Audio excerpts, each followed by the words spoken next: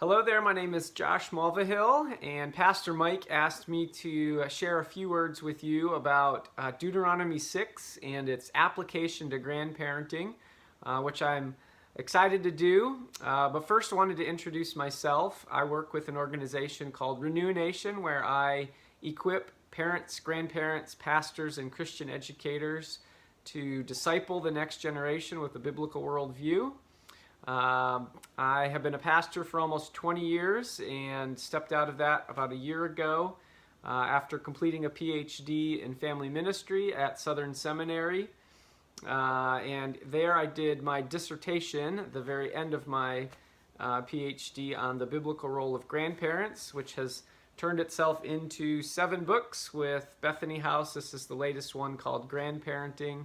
And if you're interested in that subject, I'd encourage you to check those out. Lots of wonderful resources in those on kind of the how-to and the what of Christian grandparenting. But Pastor Mike wanted me to talk a little about Deuteronomy 6.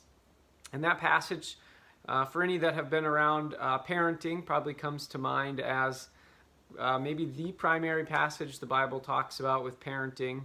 And it's a good passage for that. Many don't think that it applies to grandparenting. And that's an erroneous assumption because it does.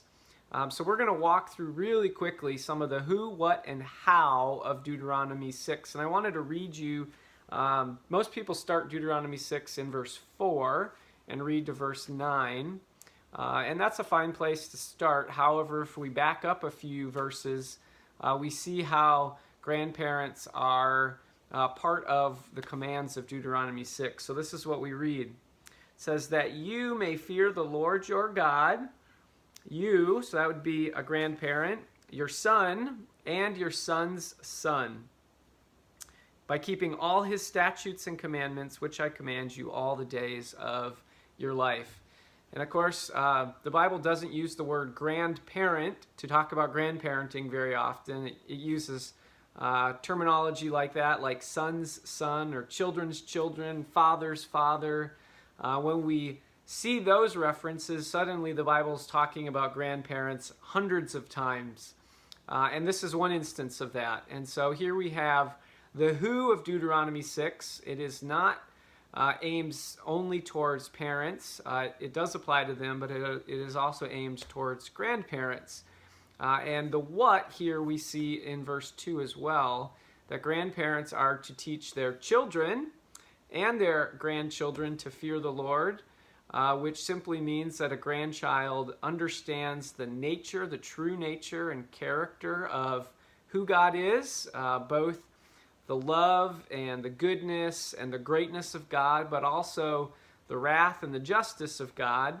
And all of those things lead to a proper response to who God is, so that it drives us to our knees to seek salvation in Jesus Christ, that it encourages us to walk in obedience to the Lord, which is what the second half of that passage says, teach to fear the Lord, by keeping all the statutes and commands. So a proper understanding of who God is leads to a fear of the Lord, which leads to walking in obedience to Him. That's one of the results of teaching a grandchild that. And of course, when we don't have a fear of the Lord and don't understand who He is, our morality is all messed up. We don't have a clear picture of what is right and wrong. And in a culture that we live in today, with a relativistic culture, that has certainly become the case, primarily because the youngest generation has lost a correct view of who God is.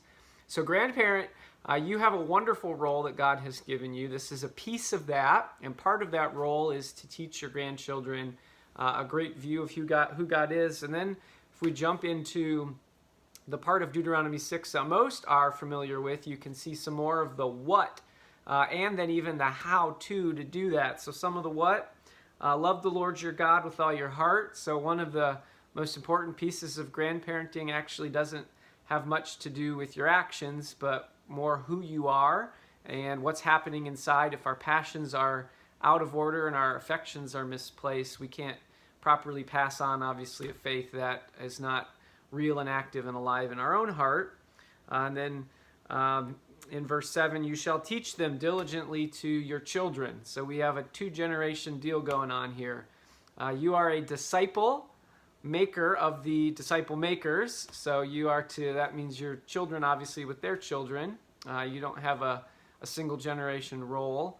And of course, Deuteronomy 6 was applicable back in the days of Israel, but it is equally applicable to today.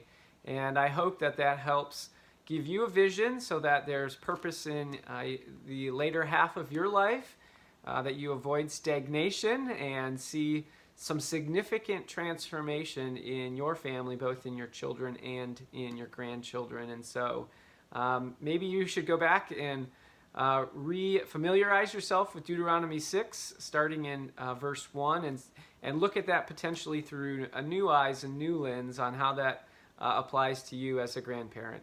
God's blessings.